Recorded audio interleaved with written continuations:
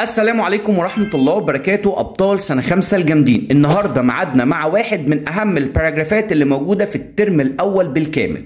هو الدرس ده موجود في الوحدة الأولى الدرس الثاني بعنوان Desert Animals، يعني حيوانات صحراوية.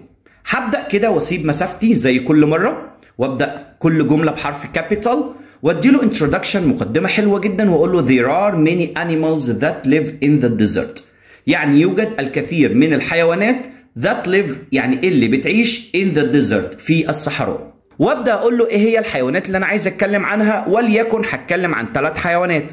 هقول له camels, snakes and foxes live there، يعني الجمال والثعابين والثعالب بتعيش هناك. there يعني هناك، يقصد بيها ايه؟ يقصد بيها the desert، يعني لو قال لك there refers to بتشير الى هتقول له the desert. طب يا مستر حضرتك حاطط ليه كاما؟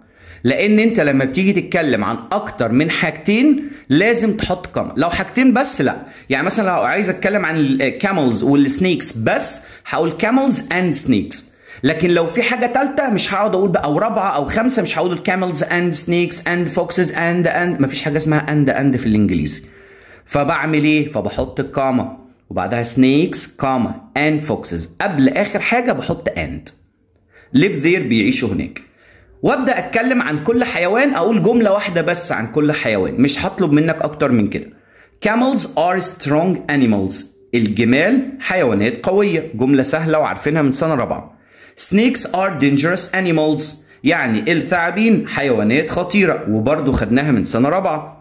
Foxes have sharp teeth، يعني الثعالب عندهم sharp teeth يعني أسنان حادة. وأوعى تيجي تكتب أسنان حادة تقول أسنان يعني teeth وحادة يعني sharp فأقول له teeth sharp، لا إحنا في العربي بنقوله الاسم وبعدها بنوصفه، أما في الإنجليزي بيحطوا الصفة الأول قبل الاسم.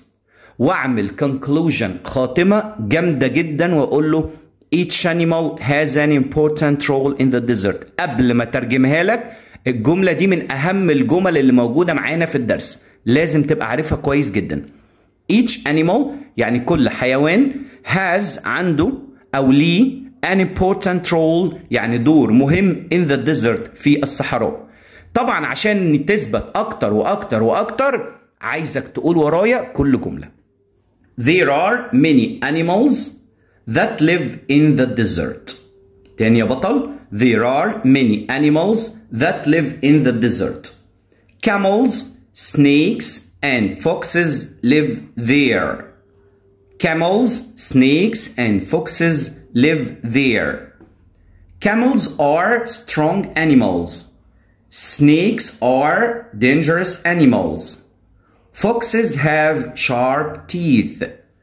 Each animal has an important role in the desert.